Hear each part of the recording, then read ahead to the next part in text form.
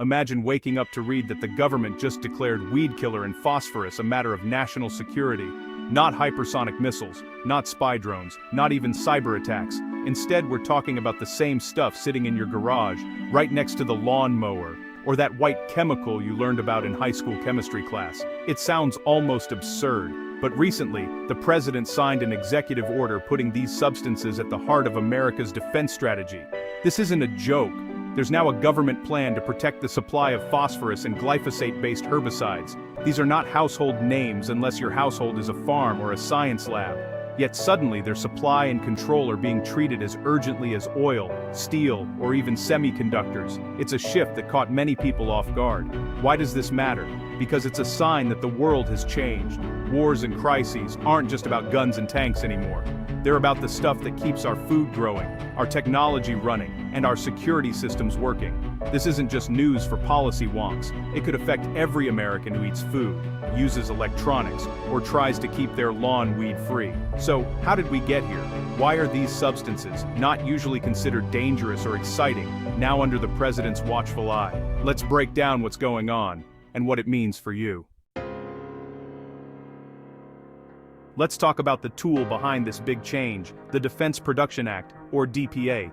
This law was first signed back in 1950, during the Korean War. America was worried about running out of steel, rubber, and other crucial war materials. So, Congress gave the president special powers. The DPA lets the president tell companies what to make and who gets first dibs on supplies in an emergency. Normally, we hear about the DPA in times of war or disaster. Think about when COVID-19 hit, and suddenly, everyone needed masks, ventilators, and gloves. The president used the DPA to make sure hospitals got what they needed first. It's like giving the president a giant lever to pull when the country's supply chains are at risk. Now, the DPA is being used for something different, keeping a steady flow of chemicals and weed killer. This is new territory. Yes, the law has always covered things needed for national defense, but defense is starting to mean a lot more than just weapons and ammo. It now covers anything that could make America vulnerable if supplies run dry. This executive order doesn't mean the military will start running weed killer factories, but it does mean the government can now step in to help domestic producers, prioritize certain contracts, and steer supplies wherever they're needed most. That's a lot of power, and it's not something every president uses lightly. Why focus on phosphorus? It's more than just fertilizer for crops. Elemental phosphorus is a critical building block for a surprising number of things. In the world of defense, phosphorus helps make smoke bombs, tracer bullets, and even parts of some missiles. You can't wage a modern war without certain chemicals, and phosphorus is one of those must-have ingredients. But it doesn't stop at the battlefield. Phosphorus is also crucial in making high-tech products. It's used in microchips, the tiny brains inside your computer and phone. It's part of rechargeable batteries for electric cars and backup power systems. And yes, without phosphorus, America's farms would struggle to grow the food we all eat.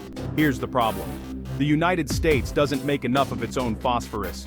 In fact, we import a huge chunk of what we use, mostly from a handful of countries. If those countries cut us off, or if global shipping gets interrupted, factories and farms could grind to a halt. That's why the government is suddenly so interested in protecting this supply. Imagine if a foreign country decided to stop selling phosphorus to the United States. Overnight, everything from food production to smartphone manufacturing could be in trouble. It's a risk that's easy to overlook, until it's too late. Glyphosate might sound like something you'd find in a chemistry textbook. But, honestly, if you've ever used weed killer, you've probably used it. It's the main ingredient in products like Roundup. Farmers rely on glyphosate to control weeds and keep food production costs down. In fact, it's so important that many crops, like corn, soybeans, and cotton, are grown with glyphosate-resistant seeds. So, what makes glyphosate so special? Well, it works quickly, is cheap to produce, and has no perfect substitute. Farmers would need to spend more money and use more chemicals if they couldn't get it. Without enough glyphosate, crop yields could fall and food prices could rise. That's bad news for everyone, not just farmers. The executive order puts glyphosate-based herbicides on the same critical list as phosphorus. It recognizes that modern agriculture depends on this chemical. If foreign suppliers cut off glyphosate, American farms could be in real trouble. This could lead to higher grocery bills and possibly food shortages. Most people don't think about where their weed killer comes from. But in a global economy, even something as basic as weed spray can become a weak spot. The government wants to make sure there's always enough to go around, no matter what happens overseas. So, what does this executive order actually do? First, it gives the government power to prioritize contracts for phosphorus and glyphosate. This means if factories are running low, the military or farmers could get first dibs. The order also allows the government to help domestic producers ramp up production or even fund new facilities to make these chemicals in the United States. Importantly, the order does not ban imports from other countries. It doesn't force people to stop using alternatives, like organic weed killers or different fertilizers. It's not about taking choices away from farmers or consumers. Instead, it's about making sure essential supplies are always available, especially in a crisis. The order also doesn't mean the government will take over private companies. But it does give officials more authority to monitor the supply chain, protect American producers from unfair foreign competition, and act quickly if shortages pop up. It's a safety net, not a takeover. But, as with any government action, there are limits. The order cannot make the United States self-sufficient overnight. It takes time to build factories, train workers, and develop new sources of supply. The goal is to reduce risk, not eliminate it completely. If this all sounds new, it's actually part of a bigger trend. Over the past few years, the government has started to treat minerals and industrial chemicals as national security issues. Remember the microchip shortage during the COVID-19 pandemic, or the rush to secure lithium for batteries? The same logic now applies to phosphorus and glyphosate.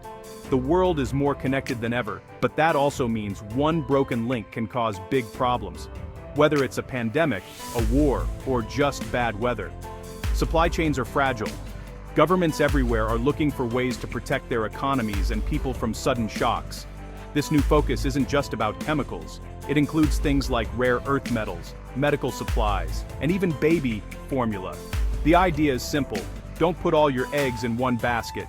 If a key supplier goes offline, the country shouldn't be left scrambling. For regular people, this trend might seem invisible. But it affects everything from what's on the grocery store shelves to the price of a new phone. When national security means more than just soldiers and tanks, everyone feels the impact. Now, let's get to the big debate.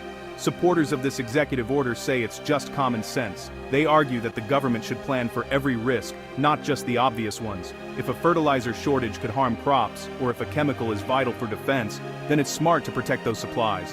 Preparedness, they say, is better than panic. But critics see something else. They worry that using emergency powers for chemicals and weed killers stretches the original purpose of the Defense Production Act. Is this really an emergency? Or is it a slippery slope where almost anything can be labeled a national security issue? The more powers the government claims, the harder it is to go back. There's also the question of when these emergency measures should end.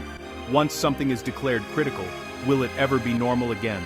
And should agriculture, something as basic as growing food, be covered by the same laws used for building tanks and missiles? It's a debate with no easy answers. So, what do you think?